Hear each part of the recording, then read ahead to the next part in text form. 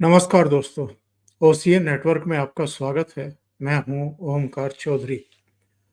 मेरे साथ जुड़ रहे हैं अभिषेक तिवारी जी। सीधे जोड़ लेते हैं और फिर चर्चा को आगे बढ़ाते हैं। अभिषेक जी, बहुत स्वागत है आपका। नमस्कार। ओमकार सर, आपको प्रणाम और आपके सभी दर्शकों को प्रणाम, नमस्कार, जय श्री राम। सबसे पहले तो ये बताइए साहब कि बिहार में बड़ा दल आरजेडी है, हाँ, लेकिन मीटिंग कांग्रेस के यहाँ हो रही है, मल्लिकार्जुन खड़गे के यहाँ हो रही है। ये बड़े दल वालों के यहाँ मीटिंग होनी चाहिए या छोटे दल जो 70 सीटों पर लड़ करके 19 सीटें जीतता है उसके यहाँ मीटिंग होनी चाहिए? ओमकार सर, अब मैं क्या कहूँ? इतने दिनों से कन्हैया कुमार को आगे रख करके इन्होंने वो सारे प्लान किए कि कांग्रेस को के द्वारा राजद को थोड़ा-सा दबाव में लाया जाए, तेजस्वी को दबाव में डाला जाए। दरअसल राहुल गांधी को लगता है कि जिस प्रकार से उनका व्यक्तित्व है, वो दुनिया के सबसे होशियार आदमी है और तेजस्वी यादव को दबाया जा सकता है। There is so much difference between Tejasvi Yadav and Rahul Gandhi, sir. Let me make it very clear. पहली चीज तो यह है कि राहुल गांधी अभी भी राजनीतिक रूप से मैच्योर नहीं है और तेजस्वी यादव निर्विवाद रूप से बिहार के अहिरों के एक बड़े चंक के उत्तराधिकारी वो उनके द्वारा ही स्वीकार किए गए हैं। इन दोनों बातों का अंतर है। बिहार का एक बड़ा लार्ज मुसलमान का तबका वो तेजस्वी यादव के नेतृत्व पे ठप्पा लगा चुका है। यानी अगर आप देखें तो बिहार में 28 से 30% की पॉपुलेशन वो मानती है कि भैया ये मेरा नेता है। अब वोटर कितने उनमें से ये अलग बात है, क्योंकि बिहार का पलायन का रेशियो मैं किसी और दिन आपसे साझा करूंगा और उसमें बिहार के मुसलमानों का सीमांचल के एरिया की तरफ से बड़ा पलायन का हिस्सा है। तो खैर, अब बात यह है कि ये डराने का प्रयास था, भयभीत करने का प्रयास था। उसके बाद राहुल गांधी बिहार में आते हैं और बिहार में कहते हैं कि अगर आप सवर्ण नहीं हैं तो उसके बाद आप जो है शोषित वर्ग में आते हैं, 85%, उसमें मुस्लिम को इंक्लूड करके। और यहां तक कि वो डराते हैं और कैसे हैं कि अब आरक्षण कर्नाटका में 85% करते हैं। तो राजद के कोर को चोट लग रही थी। इसके अलावा जो राजद और कांग्रेस के बीच ब्रिज का काम कर रहे थे अखिलेश सिंह, उनको हटा करके प्रदेश अध्यक्ष बदल दिया जाता है। अब बात यह है कि क्या तेजस्वी यादव हमारी रिपोर्ट्स के अनुसार झुके? नहीं झुके।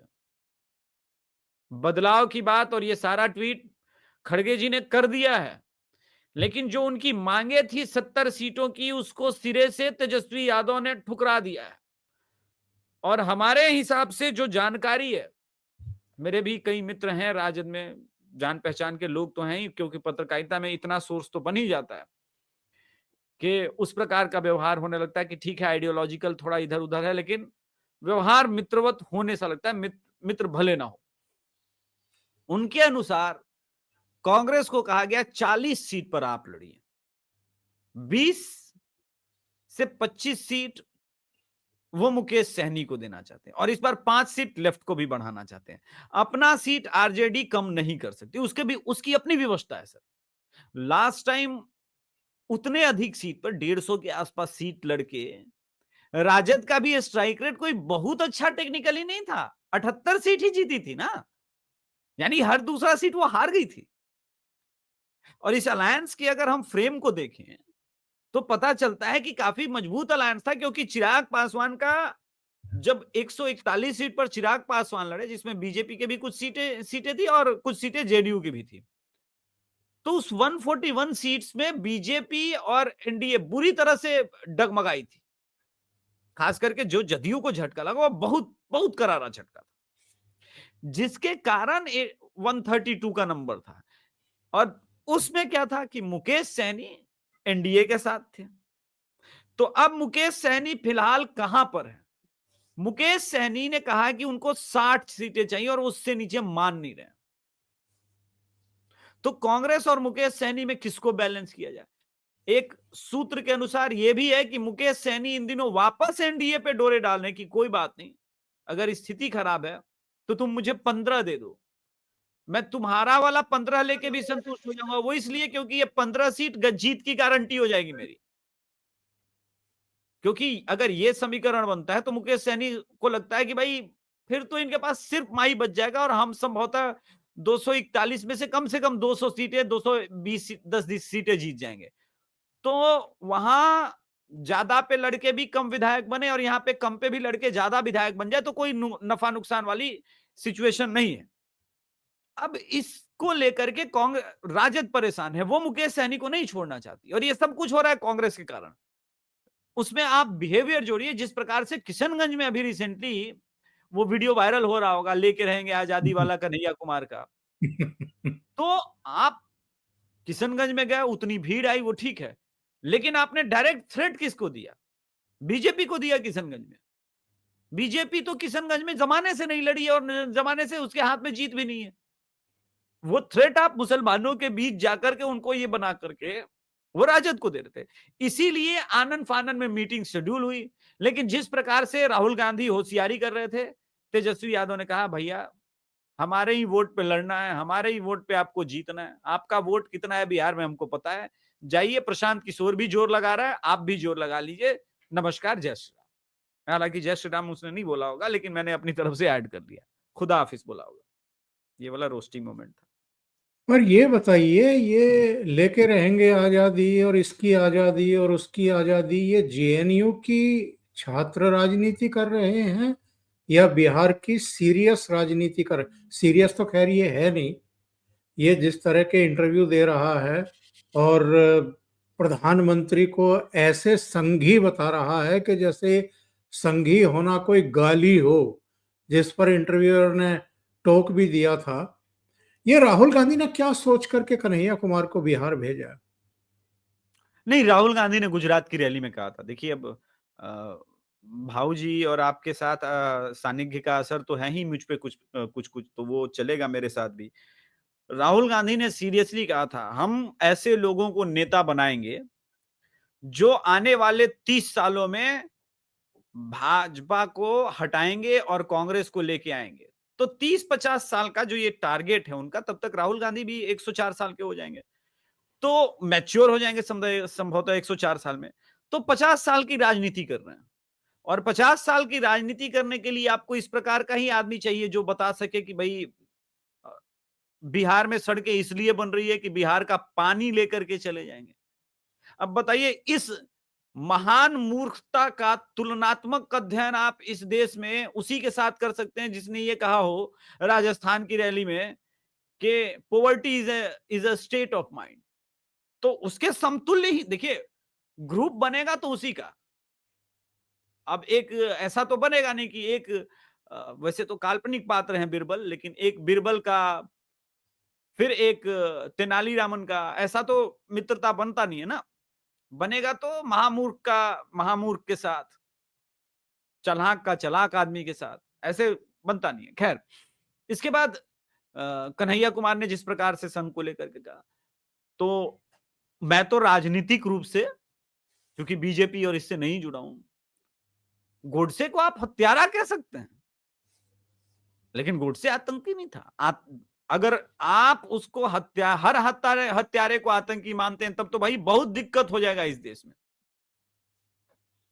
फिर तो वो भी कहानी निकलेगी सर कि जनरल सिंह भिंडरावाले को कमरे में इंटरव्यू किसने किया था।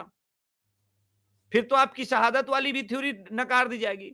मैं वहां नहीं जाना चाहता, लेकिन बिहार के लोगों को अपनी तरह मूर्ख समझना छोड़ दें। अरे बिहार तो वो राजनीतिक रूप से मैच्योर स्टेट है जो 2024 जैसे कठिन पल में भी, जहां लोग कहते हैं सबसे ज्यादा कास्ट बेसिस पर वोटिंग होती है, वो समझ गया है कि संविधान और इसका झूठ। अगर आप टेक्निकली देखें तो इस पूरे नॉर्दर्न बेल्ट में, दिल्ली को छोड़ करके नॉर्दर्न बेल्ट में एमपी का एक बहुत शानदार रिजल्ट रहा, लेकिन वहां से बंगाल से शुरू कीजिए, एक बिहार ही था जिसने मोदी सरकार को कहा कि यस मोदी जी हमको आप पर विश्वास है।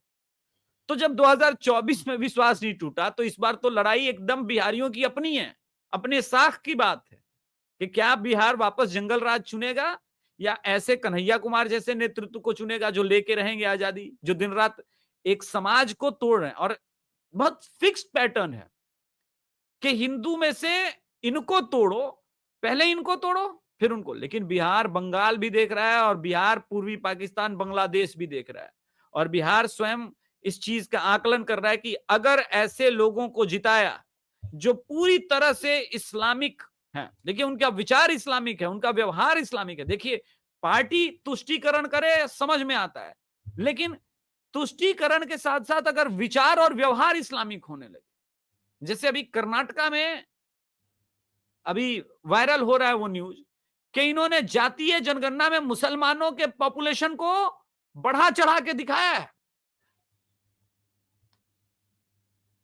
ये हर जगह होता है, मुस्लिम भी अपने पॉपुलेशन को बढ़ा चढ़ा के बताता है, लेकिन कर्नाटका में उसको उसका लाभ डायरेक्टली आरक्षण में मिल रहा है। बाबा साहब अंबेडकर के आरक्षण का अगर कोई सबसे अधिक विश्वासघात कर रहा है तो यही पार्टियां कर रही। तेलंगाना में इन्होंने किया, इन्होंने 19% मुसलमानों को ओबीसी में गिन लिया, और ओबीसी का आरक्षण अब खतरे में है। यह गंभीर अपराध है, इस अपराध को समझें। यानी अब ओबीसी का आरक्षण बंगाल की तरह पूरी तरह से मुसलमानों को देने का देश भर में ये लोग प्लान कर रहे हैं, और नाम लगा रहे हैं क्या कि हिंदू को पहले बांटो। और ये जो राजनीति चल रही है, ये जो पॉलिटिक्स चल रही है, वो हिंदुओं को पूरी तरह से फिर से बर्बाद करने का वो बिहार नकारेगा। जी, मैं दो बयान देख रहा था, एक तो नीरज कुमार का बयान देख रहा था, वो कह रहे थे कि 25 से 30 फिर नीतीश। हाँ नए तरह का नारा उन्होंने दिया है, 25 से 30 फिर से नीतीश। और एक नीतीश के बेटे का बयान में देख रहा था कि नीतीश ही मुख्यमंत्री होंगे। तो ये क्यों कहना पड़ रहा है बार बार जेडीयू के लोगों को? संकट क्या है? नहीं, संकट ये नहीं है। एक जो नेता का नाम अगर क्लियर हो जाए तो गठबंधन में भी क्लियरिटी रहती है, लड़ाई में भी आसानी रहती है। जैसे 2024 के भी चुनाव में बिहार में क्लियर था कि मोदी जी पीएम बन रहे हैं, बिहार के एक एक लोगों तक ये बात पहुंचा दी गई। नीतीश जी का जो कैडर वोटर है वो कंफ्यूजन नहीं चाहता एनडीए में, और ये बात सही है कि ऑलरेडी बिहार बीजेपी के प्रदेश अध्यक्ष कह चुके हैं कि नीतीश के नेतृत्व में चुनाव लड़ रहे हैं। उसके पहले मनोहर लाल खट्टर जी गए थे तो उन्होंने भी कह दिया कि नीतीश जी के नेतृत्व में चुनाव हो रहा है, और अमित शाह जी से अभी रिसेंटली पूछा गया तो बोल रहे कि हम तो चुनाव नीतीश जी के ही नेतृत्व में लड़ रहे हैं बिहार में। तो ये इसलिए भी आवश्यक है कि हाँ, हम फेस नहीं बदल रहे हैं, हमारे पास एक फेस है, आपके पास ऑप्शन में क्या है आप बता दीजिए। और नीतीश कुमार जी की तबीयत बहुत ठीक ठाक हो गई है, बीच बीच में उनके व्यवहार देखिए होता है कभी कभी बॉडी और इसका जो भी है, लेकिन उनकी तबीयत खराब है ये कहना गलत होगा, क्योंकि अभी रीतलाल यादव के घर में छापा पड़ा है 3 घंटे तक, और AK-56 पकड़ा गया है। आरजेडी के नेता है, आरजेडी के नेता पहले इस बात पर उत्तर दें कि भाई आपने रीतलाल यादव को टिकट दिया था, उसके पास AK-56 पकड़ा गया, आपकी पार्टी से विधायक था। एक जमाने में लालू प्रसाद यादव का स्टेटमेंट था, हम इस सब लोग को टिकट विकट नहीं देते, ये सब अपराधी लोग हैं जी। यानी बेटा बाप के कहे से बिल्कुल उल्टा चल रहा है, न तो उसे वक्त की समझ है, न तो उसे नई शिक्षा नीति की समझ है, और ना उसे बिहार की समझ है। भले उसके पास एक चंक है वोट का जिसने उसको अपना नेतृत्व दे दिया है, वो मान लिया है कि भैया यही मेरा नेतृत्व करेगा, भले पढ़ा लिखा भी कोई हो उसका वोटर जो डॉक्टर भी हो, लेकिन वो भी मानता है कि भैया कि चूंकि मेरी कास्ट से है तो। और बिहार में सर हर बार मैं कहता हूं सब चीज को साइडलाइन कीजिए, और कास्ट समीकरण और कास्ट अर्थमेटिक पर जो गठबंधन भारी पड़ेगा वो जीतेगा। अच्छा ये बताइए, जी ये हाँ जी जी अपनी बात पूरी करिए। मैंने बोला अब तो वक्त के बहाने से यह भी पता चल गया है कि JDU, LJP, Jitan Ram Manjhi, Upendra Kushwaha Bharatiya Janata party की राह पर चल रहे हैं, राजनीति पर चल रहे हैं, और इन्होंने भी मुस्लिम वोट का मोह त्याग दिया है। तो अब तो खुल के खेल होगा बिहार में। सवाल भी मेरा यही था, ये जो वक्फ संशोधन अधिनियम आया है, इसका बिहार की राजनीति पर और खास तौर से जेडीयू की राजनीति पर क्या असर पड़ने वाला है? जिस तरीके से जमीयत ने, मुस्लिम पर्सनल लॉ बोर्ड ने, उनके नेताओं ने कहा है कि नीतीश अगर इफ्तार पार्टी दे रहे हैं तो मत जाओ। ये जो एक माहौल नीतीश के खिलाफ बनाने की कोशिश हो रही है, इसका कुछ नुकसान होगा क्या नीतीश बाबू को? नहीं, कोई नुकसान नहीं होगा, वो समझ गए हैं। 2024 के देखिए क्या हुआ था, 2024 के चुनाव में टेक्निकली एनडीए ये मान के चल रहा था कि हमें 38 सीट्स आनी चाहिए, और इनमें से जो 6 क्लोज सीटें हारी बीजेपी और एनडीए, उन्हें ये जब आकलन हुआ तो बोला कि कंप्लीट मुसलमानों ने जब हमको वोट नहीं करा है। तो ललन सिंह ने एक स्टेटमेंट दिया था, आप मार्क कीजिएगा, जिसमें कहा था कि नीतीश जी ने मुसलमानों के लिए बहुत कुछ किया, लेकिन मुसलमानों ने लोकसभा में वोट नहीं दिया, उन्होंने अपना रिलीजन ही चुना है। अभी अगर आप देखेंगे तो जदयू का नेतृत्व, जो कोर नेतृत्व, राज्यसभा में संजय जी कर रहे हैं और ललन जी कर रहे हैं लोकसभा में। और ये दोनों जिस प्रकार से आग उगल रहे थे वक्त के पूरे मामले पर लोकसभा में, जैसे मोदी जी पर कोई प्रश्न होता था तो जैसे ललन सिंह खड़े होकर के ऐसे लगता था कि ओके, मैं हर प्रश्न का उत्तर दे सकता हूं इन बदमाशों का, सेकुलरिज्म का भी पहाड़ा इनको पढ़ा सकता हूं।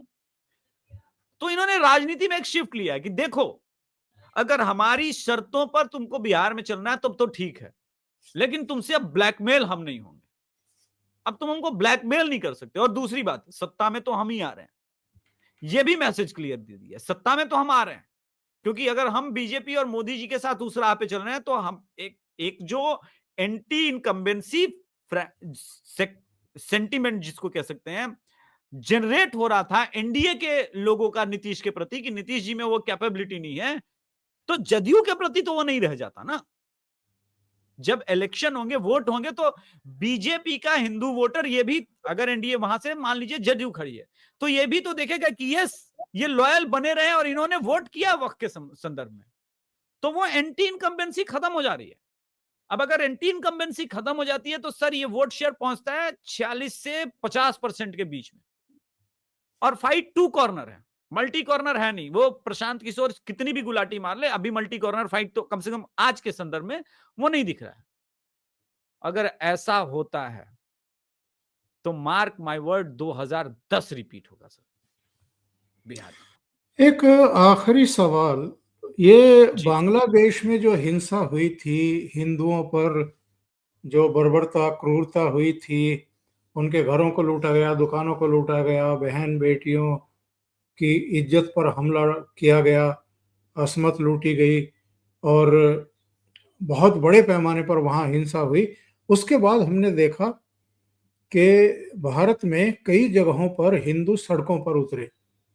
उनमें सिलीगुड़ी भी था, उनमें हिमाचल में भी थे, उनमें गुजरात में भी, सूरत में हिंदू सड़कों पर उतरे थे।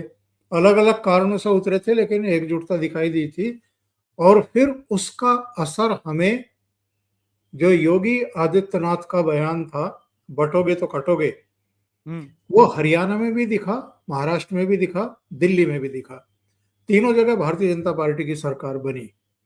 अभी पश्चिम बंगाल में जो हिंसा हो रही है और जिस तरीके से ममता बनर्जी चुप्पी साधे हुए है, पूरा इकोसिस्टम, लुटियन मीडिया, वो सब एक्सपोज हो गए हैं इस पर, ये चुप्पी साधे हुए हैं। क्या बांग्लादेश की तरह का असर जो 3 राज्यों की चुनाव नतीजों पर भी देखने को मिला, वो हमें क्या बिहार में भी हिंदुओं की एकजुटता के रूप में दिखाई देगा? पश्चिम बंगाल की हिंसा का असर? देखिए, इसको समझने के लिए हमको ये देखना पड़ेगा कि बिहार के जो प्रवक्ता हैं अलग अलग पार्टियों के, उनका स्टैंड क्या है। इसमें अगर आप ध्यान देंगे तो जदयू से ये मोर्चा संभाला बहुत वरिष्ठ नेता केसी त्यागी ने, और केसी त्यागी ने ममता बनर्जी के पूरे शासनकाल पर प्रश्न चिन्ह उठाए। ये बहुत इंपॉर्टेंट चीज मैं बता रहा हूं। लोजपा खुल करके मुखर विरोध में खड़ी हुई। इसके बाद बीजेपी के प्रवक्ता डॉक्टर अजय आलोक, वो भी बोले। अच्छा, ये हो सकता है दिल्ली तक इसकी आवाज नहीं पहुंच रही हो, लेकिन ये आवाज बिहार तक तो पहुंच जाती है, और बिहार में हर जगह पहुंचती है। अब हम थोड़ा डेमोग्राफी समझे। अगर मुर्शिदाबाद और झारखंड की दूरी बहुत कम है, तो मालदा का अगला कुछ ही स्टेशन बाद बिहार शुरू होता है, और मालदा से भी बहुत ज्यादा इंपैक्ट है। आज एक बंगाल बीजेपी के नेता का बयान है, उसको भी थोड़ा सा कोट करता हूं। उन्होंने कहा है कि जिस दिन झारखंड, उत्तर प्रदेश और बंगाल के हिंदू सनक गए। एक दिन में मुर्शिदाबाद का डेमोग्राफी बदल देबो।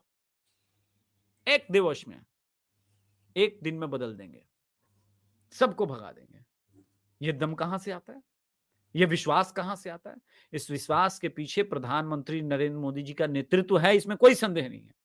लेकिन इस विश्वास के प्रति एक और कारण है कि योगी जी के उस कटु वाक्य ने, उस कटु सत्य ने, अभी देखिए एक इस चीज में ऐड कर लेता हूं। 15 दिन पहले योगी जी ने पीटीआई को इंटरव्यू दिया था, पॉडकास्ट दिया था और एक और बड़ा कटु सत्य बोला था। क्या बोला था? कि 100 हिंदुओं के बीच में एक मुस्लिम भी रह सकता है, फल फूल सकता है, अपना व्यापार कर सकता है, लेकिन 100 मुसलमानों के बीच में 50 हिंदू भी सुरक्षित नहीं है। और मुर्शिदाबाद ने इसको 100% सत्य करके बताया है सर, 100% सत्य करके बताया कि Modi ji, Yogi ji was absolutely right. लेकिन उस वक्त याद कीजिए कि इस देश की मीडिया क्या कर रही थी, कैसा मुख्यमंत्री है, ऐसी बातें कर रहा है, ऐसी बातें तो कोई नहीं करता। लेकिन ये बात तो सत्य है, ये बात तो हम किशनगंज में लगातार दिन रात देखते हैं, कोई बोलने को तैयार नहीं है इस सत्य को। अरे सत्य को सत्य बोलने में कैसी शंका? तो अब आप बात कर रहे हैं इसका प्रभाव व्यापक है सर। बिहार का हिंदू इस बात को समझता है, ये जितने टोपीधारी है, सेकुलर फर्जीधारी है, जो दिन रात चादर पोशी करते रहते हैं, इनका सत्ता में होना हमारे लिए ठीक नहीं है। अवैध मजारे उग जाती है, अवैध वक्फ प्रॉपर्टी दिन रात बढ़ती जाती है, और अंततोगत्वा फतुहा जैसे गांव में, जहां पर यादव भी रहते हैं, जहां पर मुस्लिम भी रहते हैं, जहां पर हिंदू भी रहते हैं, वो पूरा का पूरा गांव भी वक्फ की प्रॉपर्टी हो सकता है। और वक्फ का जो डेफिनेशन कहता है कि पूरी कायनात अल्लाह की प्रॉपर्टी है, तो भैया ये तो वक्फ की प्रॉपर्टी हो ही गई पूरी इंडिया। तो दिख रहा है ना। तो प्रभाव राजनीतिक रूप से कब पड़ेगा मैं बताता हूं, जब योगी जी आएंगे और वो जब कटु सत्य अपनी रैलियों में बोलना शुरू करेंगे ना, तब आप देखिएगा तिलमिलाहट, और तब आप देखिएगा छटपटाहट, और फिर उसके बाद तो रिजल्ट हम सबको पता है जी। आज हरदोई में थे योगी आदित्यनाथ, उन्होंने ममता बनर्जी की पर भी हमला किया है। उन्होंने ये भी कहा है कि लातों के भूत बातों से नहीं मानते हैं। उन्होंने ये भी कहा है कि बांग्लादेश इतना ही पसंद है तो वहीं चले जाओ। 3 बड़ी बातें उन्होंने कह दी है, संकेत भी दे दिए, संदेश भी दे दिए। और मुझे लगता है कि योगी आदित्यनाथ ने उन लोगों को भी संदेश दिए हैं, इमरान मसूद जैसों को, असदुद्दीन ओवैसी जैसों को, जो भड़काने के एजेंडे पर काम कर रहे हैं। नहीं, इमरान मसूद ने बहुत सही बयान दिया है। एक ने बयान दिया था 15 मिनट वाला, और दूसरे ने बयान दिया घंटे भर वाला।